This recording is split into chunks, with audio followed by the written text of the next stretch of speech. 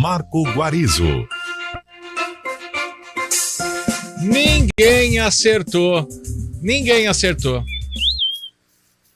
Vocês vão saber que ave é essa agora. Nos Sons da Terra. Tem tudo a ver com a nova estação. Boa tarde, Ananda Porto. Olá, boa tarde para quem está ligado no Giro CBN. Está começando mais um Sons da Terra para a gente falar sobre natureza. E hoje aqui comigo está meu colega Juliano Tamura, repórter do Terra da Gente, e o Luciano Lima, biólogo da nossa equipe. Bom, hoje o nosso encontro vai começar um pouquinho diferente. Essa semana, um dos assuntos que está sendo mais comentado é essa onda de calor, né? A última semana do inverno já está se despedindo aí dos dias mais frios e o calorão já chegou. O fim desse ciclo realmente está apontando o começo de um outro e muitos já sabem que, de fato, a primavera está aí batendo a porta, começa nesse final de semana. É uma estação bem marcante, eu gosto também da primavera, acho talvez minha estação favorita, e ela tem sons marcantes, né? Quem aí já deve estar ouvindo, por exemplo, os sons das cigarras, né? Elas já estão a todo vapor.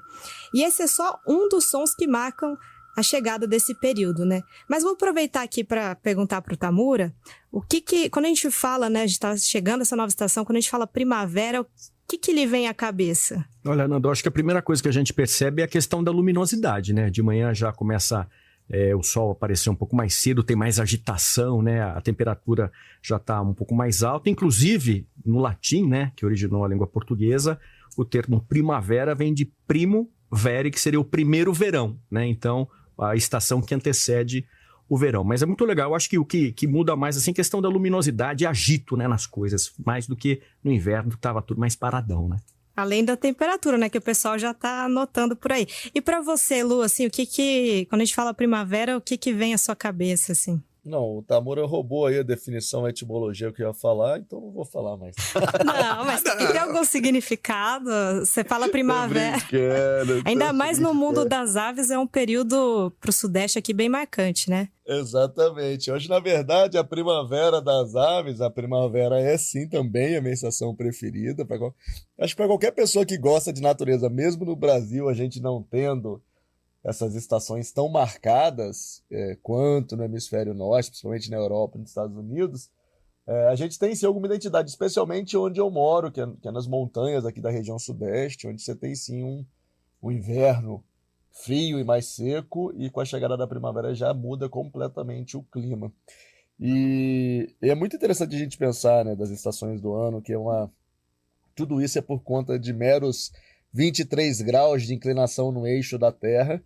A Terra sim, a Terra é redonda, mas ela não é completamente redonda, esférica perfeita, não é uma esfera perfeita, e ela tem um leve grau de inclinação que faz com que, ao longo do ano, enquanto o nosso planeta vai viajando ao redor do Sol, esse grau de inclinação dê origem às estações do ano. Recomendo aí, não é nosso tema aqui hoje, acho que daria uns Sons da Terra só sobre isso, mas recomendo muito as pessoas procurarem informações e lerem sobre o que causa as estações do ano, e vai ver que é um detalhe muito sutil que faz com que a gente tenha essas diferenças. E, mesmo sendo sutil em alguns lugares, especialmente aqui no Brasil, né, em regiões mais quentes, quanto mais perto do Equador, mais o clima tende a ser parecido o ano inteiro.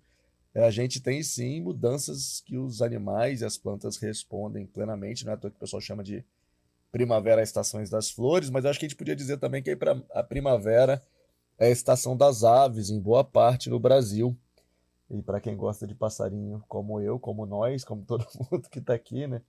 Eu acho que a primavera é a nossa estação preferida. Mas é legal falar também que a primavera ela começa aí nessa semana, mas para as aves ela já começou um pouquinho antes. Eu prefiro o final do inverno mais do que a primavera em si para se passarinhar, porque as aves a maioria das aves migratórias já chegaram, e você ainda tem um clima um pouquinho mais seco que permite você passarinhar sem tomar banho de chuva. É verdade. E você falou, né? Hoje a gente está fazendo essa introdução para a primavera, mas a gente não vai falar especificamente dessa estação, desse novo ciclo, um período que muitos chamam de renovação da vida, né? Mas a gente vai falar de uma outra primavera, que na verdade é uma ave que leva esse nome de primavera. Não sei se você que está nos ouvindo aí já ouviu falar dessa espécie. Ela faz esse som aqui.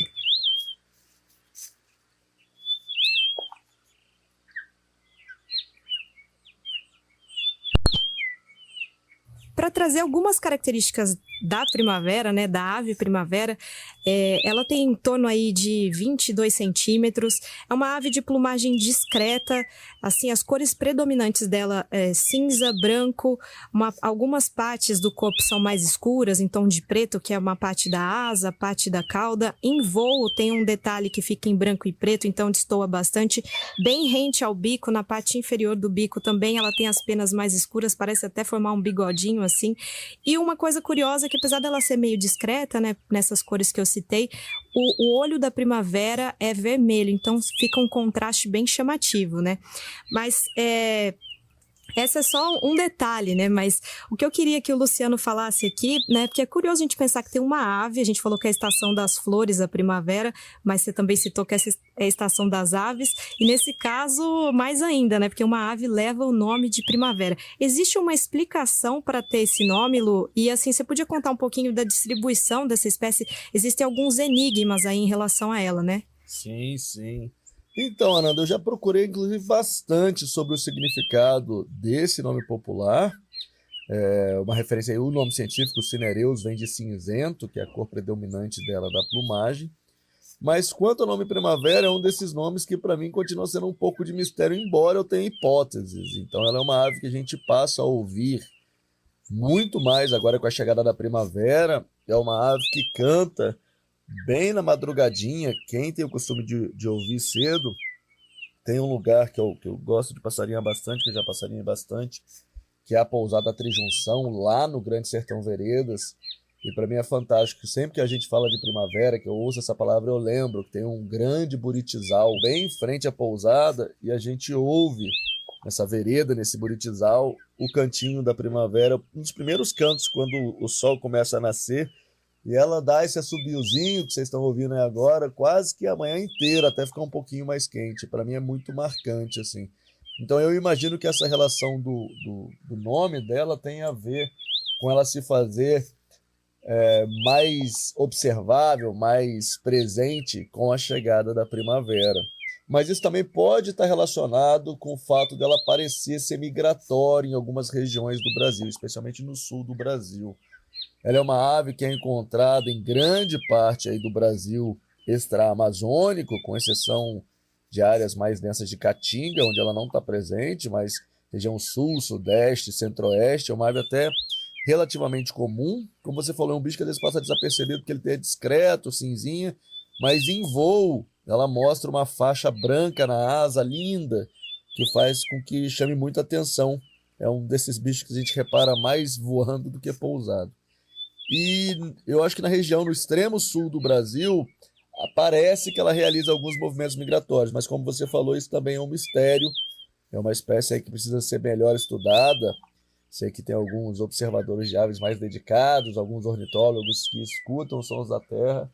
Fica aí, pessoal, vamos pensar em alguém, dar uma estudada boa na primavera para a gente matar essa charada. Se ela migra, não migra, se migra, quais populações. Luciano, agora em relação à questão da dieta, né, da primavera, o que a gente poderia dizer, né? Do que ela se nutre, que tipo de ambiente que ela vive assim? São áreas mais abertas, mais fechadas? O que dá pra gente falar sobre isso? Perfeito, amor. Ela vive, é um bicho bem típico de áreas abertas, paisagens bem abertas mesmo, inclusive áreas de pastagem, que corta aquela estrada de chão, com aquele fio que passa beirando a estrada de chão, aqueles postes. Geralmente você pode saber que um deles vai ter uma primavera pousada. Ela gosta de pousar também em torres, morão e por aí vai. E é um bicho que, como a maioria das outras espécies da família dela, da família Tiranidae, a família do qual também fazem parte aí o bem-te-vi, o suiriri, e várias outras espécies, uma das famílias de aves mais numerosas do Brasil. Essas espécies são basicamente insetívoras, como a maioria dos outros tiranídeos. A primavera também é uma ave principalmente insetívora, se alimentando especialmente de insetos que ela captura em voo. Então, borboletas, besouros. Agora está chegando também na primavera, aí chega a aleluia, né, que é aquelas revoadas de cupins. Inclusive ontem eu tava num sítio, eu presenciei uma revoada de cupim e tinha muito passarinho nessa revoada, e um dos passarinhos que estavam lá era a primavera. E só para acrescentar, né, a gente falou essa questão do nome, né? Primavera é apenas um dos nomes populares dessa ave, né? Em outras regiões é conhecida como Maria Branca Grande.